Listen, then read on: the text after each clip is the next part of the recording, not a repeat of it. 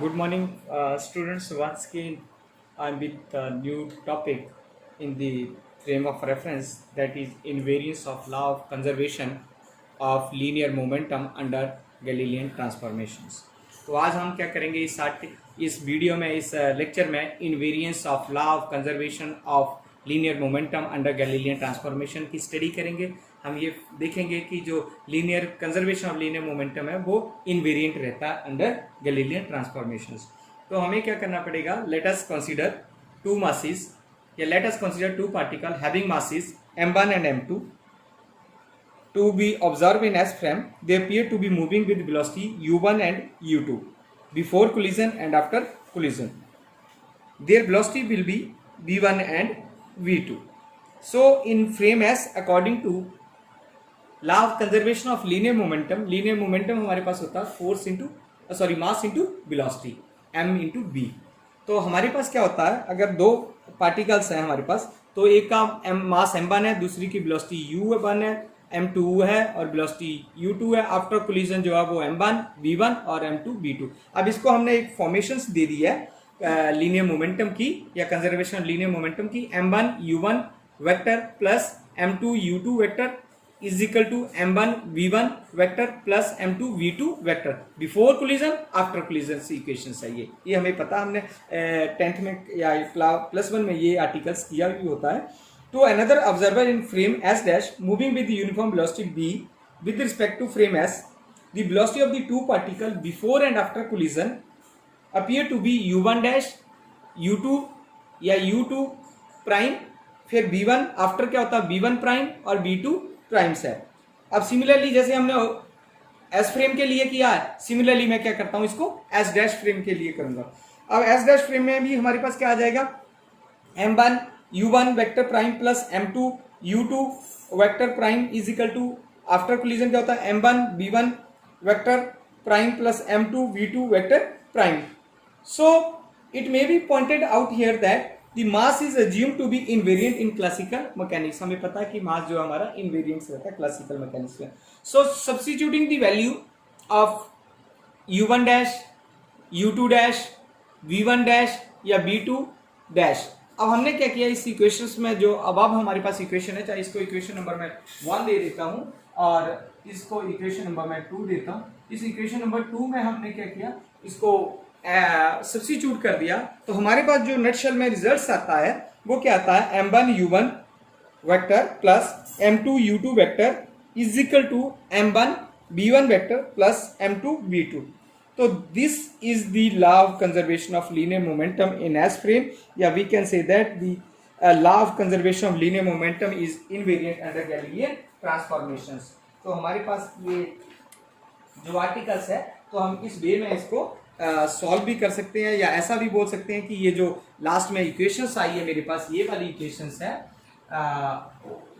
This one equation is a statement of law of conservation of linear momentum in S dash frame.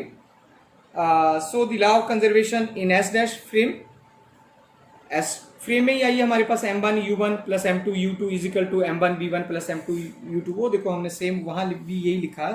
तो हम यही बोल सकते हैं कि law of conservation of momentum holds in S frame, then it holds in S dash frame 2।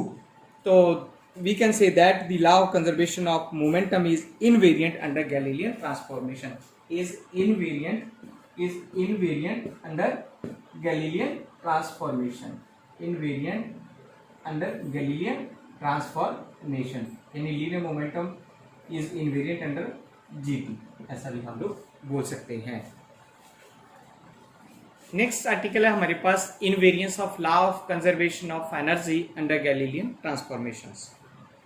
So in case of inelastic collision, the law of conservation of energy is mathematically defined as in the frame 1 by 2 m1 u1 का square plus 1 by 2 m2 u2 का square is equal to 1 by 2 m1 v1 का square plus 1 by 2 m2 v2 का square plus q।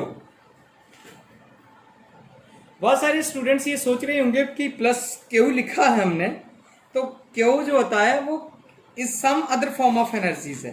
ठीक है। इसमें हमारे पास some other form of energy, क्योंकि हमें पता है बहुत सारी जब एनर्जी को ऐड करते हैं पर कौन कौन सी एनर्जी यहाँ आ सकती है, ठीक है, उसका हम यहाँ पे जिक्र नहीं करेंगे, क्योंकि जब हम कोई इलास्टिक और इनलास्टिक कोलिजन्स में बात करेंगे तब हम इसको डिस्कस करेंगे कि कौन सी सम अदर एनर्जीज रहती है।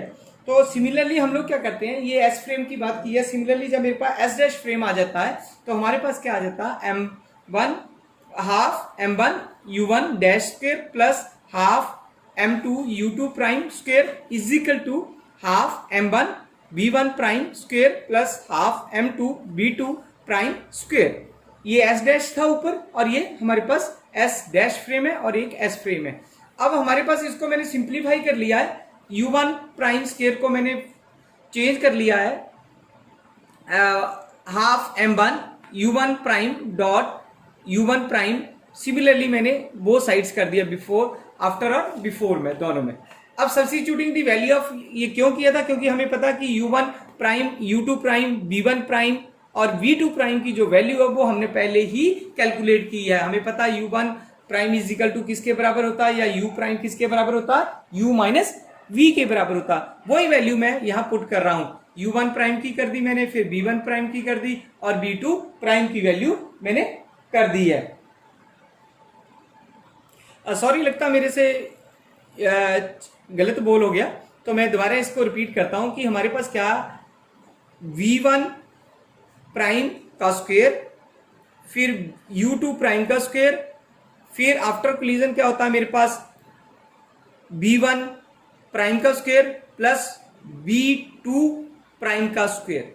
अब हम क्या करेंगे, इसको मैंने चेंज कर लिया, अब u1 प्राइम की वैल्यू पुट करूंगा, u2 प्राइम की वैल्यू पुट करूंगा, v1 प्राइम की वैल्यू पुट करूंगा और v2 प्राइम की वैल्यू पुट करूंगा इस इक्वेशन पर और उसको सिंप्लीफाई कर लूंगा। सिंप्लीफाई करने के बाद हमारे पास क्या आता है, law of conservation of linear momentum क्या आता है, वो रहता है 1/2 हाफ m1 u1 का स्क्वायर प्लस हाफ या 1/2 भी बोल सकते हैं m2 u2 का square is equal to 1/2 m1 v1 का square plus half m2 v2 का स्क्वायर।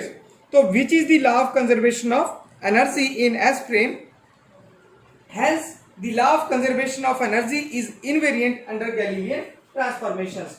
हम ये बोल सकते हैं कि ये जो इक्वेशंस आई है मेरे पास, या तो हम इसको ये भी बोल सकते हैं कि the law of conservation of energy is invariant to Galilean transformation, या ऐसा भी बोल सकते हैं कि जो एस फ्रेम में और एस डैश फ्रेम में वो सेम हमारे पास conservation of law of linear energies आती है या कंजर्वेशन ऑफ एनर्जी आती है। तो इसका यहाँ से हम कंक्लूड करते हैं कि जो एनर्जी होती है, देखो हमने आर्टिकल का नाम ही यही लिखा कि इनवेरियंस, हमने आर्टिकल का भी इनवेरियंस शब्द हमने साथ में यूज करें। इनवेरियंस मतलब नॉट चेंज, अलाइक्स रहती है। Thank you very much.